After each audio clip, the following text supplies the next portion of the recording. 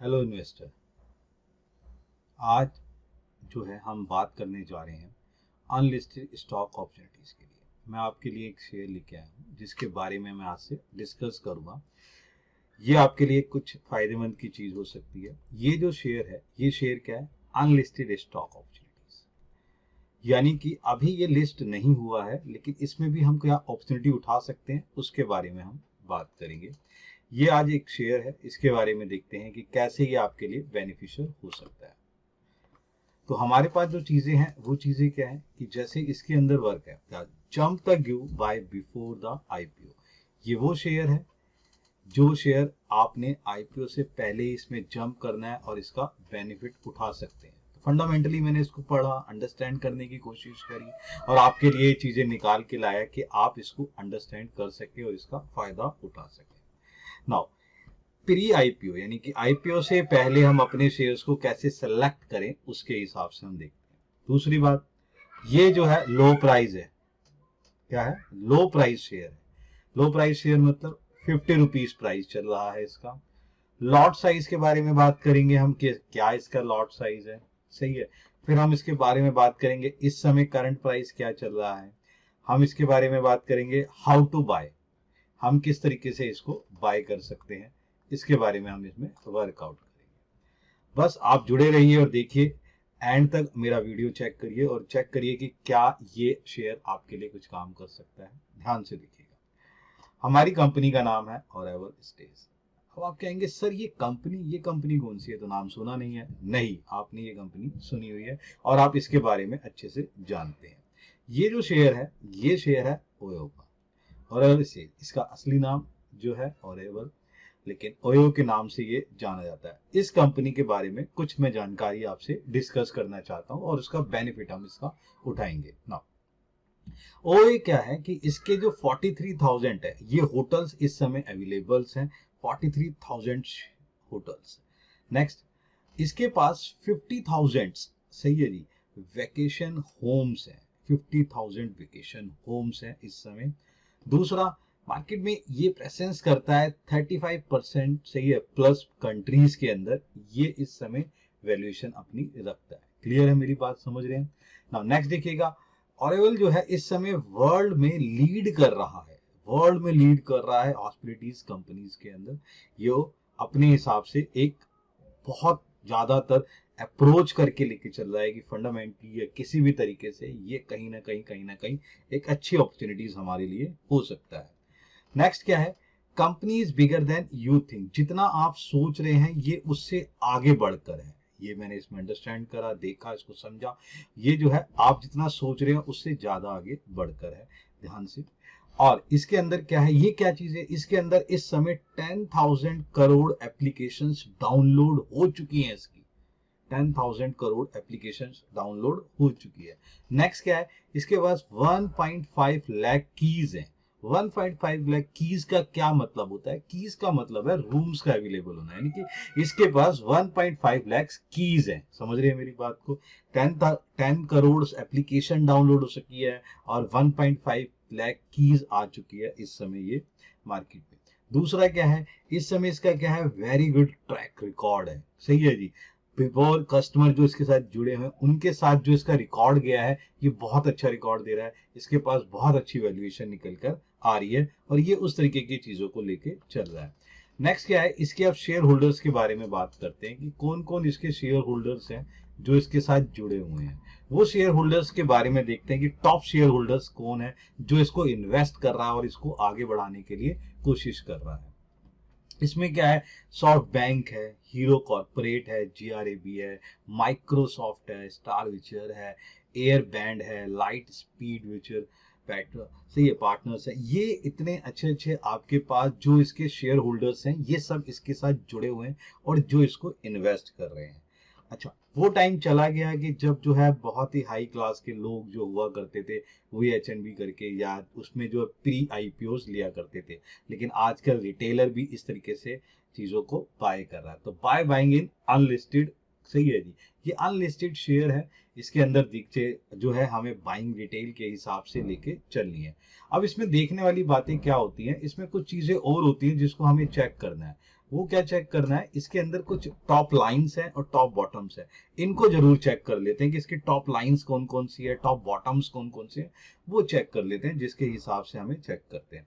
तो नाउ इसके अंदर जो चीज है ना वो है बेटा पैट। मैंने इसके ऊपर पैट पे बहुत ज्यादा ध्यान दिया और इसको पढ़ने की कोशिश करी और इसको अंडरस्टैंड करा। काफी टाइम से मैं इसको चेक कर रहा था, इसके बारे में काफी सारी चीजें मुझे पता लगी। तो पैट क्वार्टरली ट्रेंड इसके चेक कर लेते हैं, मैं आपको बताता हूँ, कुछ डिस्कस करते हैं।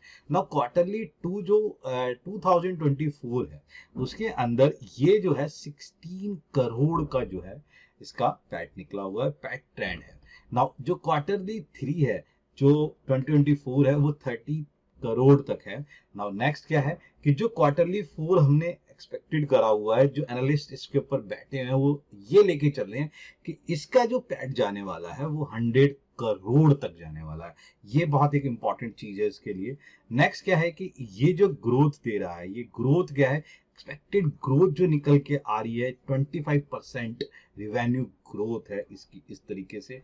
इसके बारे में और जानकारी देखते हैं क्या वर्कआउट करता है। देखिए ध्यान से, ये जो है कोई भी बेटा, कोई भी कंपनी अगर ग्रोथ टॉप लाइन में चलती है तो उसके लिए कुछ प्रॉब्लम्स होती है। वो प्रॉब्लम्स क्या होती है, हाई ग्रोथ को बनाए रखना, हाई ग्रोथ को बनाए रखना इसके लिए जरूरी थे। तो while top line growth is never a problem, इसके लिए जो टॉप लाइन ग्रोथ है वो नेवर सिर्फ कोई प्रॉब्लम नहीं है। क्यों नहीं है, क्योंकि प्रोबेबिलिटी जो गाइडलाइन है follows as per the can see the in the quarterly numbers. इसमें जो क्वार्टरली नंबर्स इसके चेकआउट किए, वो जो क्वार्टरली नंबर्स इसके निकल के आ रहे हैं वो बहुत अच्छा है। तो इसमें क्या होता है बेटा, जो भी ग्रोइंग कंपनीज होती है ना, उस ग्रोइंग कंपनीज की सबसे बड़ी प्रॉब्लम होती है पैट, और इस कंपनी का पैट जो है कोई भी इशू नहीं बन रहा है, बल्कि वो हमें सपोर्ट कर रहा है आगे बढ़ने के लिए। ध्यान से देखिए। नाउ दूसरी चीज है, इसको मैंने चेक करा कि एडजस्टेड इबिटा इसका विल बी अराउंड 1000 करोड़ है। क्या कहता है, 1000 करोड़ तक जा चुका है। और जो देखा गया उसमें क्या था कि जो गाइडलाइंस थी, इसकी जो रेंज बनाई गई थी वो रेंज थी 750 और 800 करोड़, लेकिन अराउंड कहां पहुंच रहा है, 1000 करोड़ के लिए। ये इसके लिए बहुत ज्यादा बेटर है। नाउ नेक्स्ट चीज क्या है कि इसने क्या करा कि 2021 से ही कोशिश करी कि बे डीआरएचपी इसने फिल आउट करा और कोशिश ये करी कि भाई मैं ना अपना आईपीओस लेके आ जाऊं, लेकिन अभी आईपीओस आई नहीं क्योंकि कुछ सम रिक्वायरमेंट्स की जरूरत थी। वो कंपनीज की कोई सेबी को कुछ रिक्वायरमेंट थी, वो रिक्वायरमेंट हम देखेंगे कि क्या क्या इसे जरूरत थी और वो क्या रिक्वायरमेंट, वो रिक्वायरमेंट थी बेटा पोस्ट कोविड के। सही है जी, पहले जो कोविड था यानी कोविड के टाइम इसको जो चीजें करी उसके हिसाब से इसका पैट नहीं आ रहा था।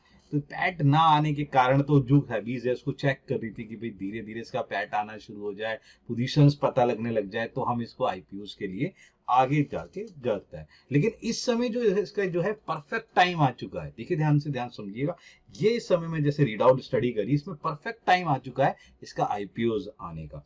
यानी कि इसके अंदर जो आईपीओस है वो कभी भी आ सकता है, जिस तरीके से इसने वर्कआउट दिखा रहा है और जिस तरीके से, क्योंकि इसके बारे में बातचीत चल रही है। नाउ दूसरा क्या है कि जो टूरिज्म सेक्टर है, इस टूरिज्म सेक्टर के अंदर बूम हो रहा है, इस समय बहुत तेजी से बूमिंग चल रही है और इसके अंदर बहुत अच्छे से लीड करने की कोशिश कर रहा है, इसको समझने की कोशिश कर रहा है और इसका फायदा उठाने की कोशिश कर रहा है ना। क्यों, क्योंकि लक्षद्वीप टू हरियाणा से अयोध्या, लक्षद्वीप से लेके अयोध्या तक सारे में टूरिज्म फैला हुआ है। Now everyone way to travel, हर आदमी जो है ट्रेवल करने के लिए तैयार है, इधर से उधर जाने के लिए। हुज मार्केट अपॉर्चुनिटी, इसके अंदर क्या है, बहुत बड़ी मार्केट अपॉर्चुनिटी आ चुकी है। ये जो मार्केट अपॉर्चुनिटी है इसको वो, सही है जी, पकड़ना चाहता है, उसका फायदा उठाना चाहता है कि किस तरीके से इसके अंदर ये इसको बेनिफिट मिल सके। नाउ इसने क्या करा है, इसने दो चीज बेटा बहुत ध्यान से काम करा है। इसने स्पिरिचुअल टूरिज्म को, अपॉर्चुनिटीज को कैश करने की कोशिश कर रहा है। इसका जो फोकस है वो फोकस ये है कि किस तरीके से इसको फोकस करके इसका यूज किया जाए स्पिरिचुअल टूरिज्म का।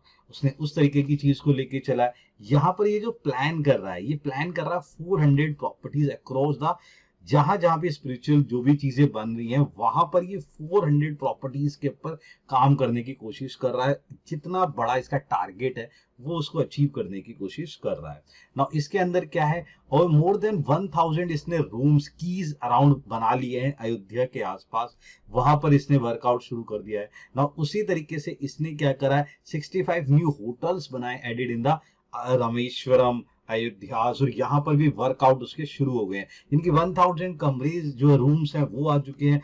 होटल्स, ये नए होटल्स बना रहा है, कहाँ पर रामेश्वर को भी लेके चल रहा है, अयोध्या को भी लेके चल रहा है, बहुत तरीके से वर्कआउट लेके चल रहा है। मोस्ट इंपॉर्टेंट चीजें क्या है इसके अंदर वो हम समझते हैं। यहाँ पर क्या है, company will be launching their own luxuries hotel band. ये भी वो एक लेके चल रहा है कि वो लग्जरीज लॉन्चिंग बैंड लेके चल रहा है, कि होटल ब्रांड अपना चीज लेके चल रहा है। उसके अंदर उसने अपने लिए पेंट करके एक जो है बैंड बनाना शुरू करा है, जिसके अंदर क्या है कि अपर एंड लग्जरीज रिसोर्ट ये तैयार कर रहा है उसके हिसाब से। इसी के हिसाब से मैंने क्या देखा कि जैसे ही हम इसको अलग तरीके से चेक करते हैं कि मार्केट किस तरीके का वर्कआउट कर रहा है, मार्केट के वर्कआउट को भी समझते हैं। तो मार्केट में देखा है कि निफ्टी भी इस तरीके से वर्कआउट कर रही है, यानी कि रेंज में चल रही है, अपने हाई को पकड़ने की कोशिश कर रही है। उसी तरीके से ये भी उसके सपोर्ट में चीजें लेके चल रहा है ना। क्या है, हॉस्पिटलिटीज एंड ट्रैवल स्टॉक इस समय बहुत तेजी से वर्कआउट कर रहा है, बहुत तेजी से चीजें चल रही हैं। कोविड के बाद जो जिस तरीके से चेंजेस इसके अंदर आए हैं, यहाँ पर ये हमारे लिए बहुत इंपॉर्टेंट टास्क हो सकता है। तो यहाँ बार्किन बाय के लिए हमें ये कोशिश है कि यहाँ पर एक अपॉर्चुनिटीज निकल के आ रही है कि हमें इसे बाय कर लेना चाहिए। अच्छा, इसके हिसाब से क्या है कि मीडिया रिपोर्ट्स भी है जो मैंने रीड आउट करी, स्टडी करी, काफी टाइम से इसको देख रहा था। क्या था कि इसकी जो फंडिंग आई है, फंडिंग अराउंड कितनी है, 6 बिलियन, जो बनती कितनी है 5000 करोड़ के मुकाबले। इसी तरीके से अगर आप देखें ध्यान से तो इनकी जो फंडिंग थी इस तरीके से 6 बिलियन। यहाँ पर जो प्री कोविड जो फंडिंग थी वो प्री कोविड फंडिंग थी 9 बिलियन, यानी कि 75 करोड़ के लिए। अगर हम किसी भी तरीके से हम कंजर्वेटिव हो जाए और हम क्या मान लें कि 6 बिलियन यानी कि 50,000 करोड़ जो है वही हमारा क्या है, हमने मान लिया कि ये एक एक्रोस लेवल पर है, तो उस समय जो उस कैलकुलेशन के हिसाब से इसका जो शेयर प्राइस की कैलकुलेशन मैंने निकाली, वो जो निकल के आ रही है वो निकल के आ रही है 77। अगर हम 6 बिलियन के हिसाब से इसकी पोजीशंस को लेके चलते हैं, वो भी जो है इसके लेटेस्ट शेयर प्राइस के अबाउ चल रहा है। जो इसका जो है कम्स अराउंड जो निकलता है वो 77 रुपीज के निकलता है। तो ये जो चीज चल रही है, यू शुड कंसिडर, इसके आपको ध्यान देना चाहिए, इस पे देखना चाहिए कि क्या ये शेयर है वो किस तरीके से आगे चलता है। क्योंकि अगर इसका आईपीओ बेटा आने की कोशिश होता है तो अराउंड 125, 130 या 150 के हिसाब से इसका जो शेयर्स निकलेगा वो जो है आईपीओ में लेके आ सकते हैं। और यहाँ पर हमारे लिए ये बहुत अच्छी अपॉर्चुनिटीज दे रहा है अनलिस्टेड में। इस समय जो अनलिस्टेड प्राइस मैंने चेक करा और चेक कर रहा था तो उसके वर्कआउट जो निकल के आया, तो अनलिस्टेड जो प्राइस इसका निकला वो अनलिस्टेड प्राइस है 60 रुपीज का। अब क्या है कि बिगेन बाय हमारे पास ये मौका है कि हम इसको वर्कआउट ले और इसको इस तरीके से ले। तो मार्केट इज टोटली जो है ना अबाउट क्या चलती है, नेटवर्किंग के बारे में चलती है। तो there is a board meeting. अभी जो है ना एक चीज और है कि अभी ना 10-15 अप्रैल को या इस तरीके से इसमें ना एक बोर्ड मीटिंग होने वाली है। इसको रीड आउट कर रहा था, काफी टाइम से जो बोर्ड मीटिंग के लिए चीजें वर्कआउट चल रही थी, यहाँ पर एक बोर्ड मीटिंग होने वाली है। अच्छा, ये जो बोर्ड मीटिंग है वो किसके लिए हो रही है? बोर्ड मीटिंग का मेन मकसद है फंड राइजिंग का। तो यहाँ पर अगर वो फंड राइजिंग के बारे में सोच रहे हैं तो इसका मतलब है कहीं ना कहीं उनके माइंड में आईपीओ को लाने की कोशिश हो रही है। और ये हमारे लिए एक अच्छा मौका हो सकता है, नॉट टू बी मिस्ड। हमें इसको मिस नहीं करना चाहिए, इसका बेनिफिट किसी तरीके से उठा लेना है। अच्छा, इसका जो 40% टर्नओवर है फ्रॉम आउटसाइड इंडिया से, ये इतने अच्छे तरीके से वर्कआउट कर रहा है, जिसका इसका प्रॉफिट ही 40% क्या आ रहा है, बाहर से आ रहा है टर्नओवर। सही है जी, कहां से आ रहा है? आउटसाइड इंडिया से। आउटसाइड इंडिया में क्या है, इसके पास यूरोप से आ रहा है, इंडोनेशिया से आ रहा है, मलेशिया से आ रहा है। यहां से इसके बारे में जो चीजें निकल के आ रही हैं ना, इसने क्या करा कि big international player in the making, इस समय ये बहुत बड़ा प्लेयर बन चुका है और धीरे धीरे धीरे ये प्लेटफॉर्म से अचीव करता जा रहा है और इस तरीके से वर्कआउट कर रहा है। इसने क्या करा हुआ है कि यहाँ पर ये जो फोकस कर रहा है, इसने फोकस पॉइंट ले रखा है स्पिरिचुअल टूरिज्म को। यहाँ पर ये बिग प्लेयर बन गया इस फील्ड के अंदर। नेक्स्ट क्या है कि यहाँ पर ये जो इसने वर्कआउट करा है, ना केवल इंडिया के अंदर, ये चीज बहुत सोचने वाली है, स्पिरिचुअल पे वर्कआउट कर रहा है, but it is not only limited to India. India के अंदर ही नहीं, ये बाहर भी चीजें देख रहा है। यानी कि इसके मतलब क्या है कि ये ना केवल अयोध्या से रामेश्वरम को चेक कर रहा है, ये ग्लोबली वर्कआउट कर रहा है, ग्लोबली स्पिरिचुअल का फोकस कर रहा है कि उसके हिसाब से चीजें। यही एक लेटेस्ट जो चीज है कि ओपनिंग उसने सरिया को, सही है जी, सरिया complete hotels in Indonesia and Malaysia, यहाँ पर इसका शॉर्टली बहुत तेज जल्दी से ये एक होटल्स ओपन होने वाला है जो इंडोनेशिया में होने वाला है और मलेशिया के अंदर आने वाला है। नाउ हाउ टू बाय, अब हमारा दिमाग करता है कि हम इसे कैसे बाय करें। बेटे अनलिस्टेड के लिए बहुत सारे डीलर्स होते हैं, वहां पर आप बिलीव करके किसी का ट्रैक रिकॉर्ड चेक करके आप इसको क्या है इजीली बाय कर सकते हैं। लॉट साइज के बारे में बात करते हैं, अलग अलग जगहों पे इसके लॉट साइज हो सकते हैं, 100 हो सकता है, 300 हो सकता है, 500 हो सकता है, आप उसके बिहाफ पर इसको बाय कर सकते हैं। ये बहुत एक अच्छी अपॉर्चुनिटी है। यहाँ पर एक चीज सीखने वाली चीज है जो मैं आपको एक चीज बता दूं, अलर्ट कर दूं इसके बारे में। वो अलर्ट क्या कर दें कि इन्वेस्टिंग जो अनलिस्टेड कंपनीज होती है इसमें थोड़ा सा रिस्क हाई होता है। रिस्क हाई क्या होता है, यहाँ लिक्विडिटी रिस्क होता है। जरूरी नहीं है कि जो आईपीओ अभी आने वाला है, हो सकता है थोड़ा सा इसके अंदर टाइम लग जाए, समझ रहे हैं मेरी बात को, और इजीली यहाँ पे बाय एंड सेल नहीं होता है। यहाँ पर आपको अपनी पोजीशंस बनानी पड़ती है और एक चीज लेके चलना होता है कि ये धीरे धीरे धीरे धीरे अलग से बाय हो। जैसे कि बहुत बड़ी कंपनीज थी उनके बारे में भी ये बताया जाता है कि उन्होंने पहले पहले कोशिश करा, जैसे एलआईसी था, एलआईसी ने पहले से डीआरएस भर रखा था, उसको आने में टाइम लगा। ऐसी टाटा की बहुत सारी कंपनी थी जिन्होंने भर रखा था, उसको आने में टाइम लगा। ये थोड़ा सा रिस्क हो सकता है, लेकिन एक्चुअली चक्कर क्या है कि जिस तरीके की इसकी बोर्ड मीटिंग और जो चीजें चल रही है वो एक इसको पॉजिटिविटी लेके चल रहा है कि भाई यहाँ पर आप इस तरीके से चीजों को कर सकते हैं। ये चीज आपके लिए एक बहुत अच्छी अपॉर्चुनिटीज हो सकती है। आप इसके बारे में देखें, गेट करें और अंडरस्टैंड करें और इसका बेनिफिट उठा सकें। इस तरीके से हम जो है कुछ शेयर्स आपके लिए लेते रहेंगे और दिखाते रहेंगे कि कैसे इसके ऊपर वर्कआउट किया जा सकता है और इसका किस तरीके से बेनिफिट उठाया जा सकता है। जितना आप बेनिफिट उठाएंगे, क्योंकि अगर शेयर्स का प्राइस आईपीओ में निकलता है तो ये 101% 100 प्लस रहेगा, और 100 प्लस का मतलब है कि आपके पास एक बहुत अच्छा मौका बन सकता है अपनी कैपिटल को ग्रोथ करने के लिए, अपनी पोजीशंस को बनाने के लिए। ये चीजें आपके पास एक वर्कआउट चल सकती है और आप इसका बेनिफिट उठा सकते हैं। ठीक है सर।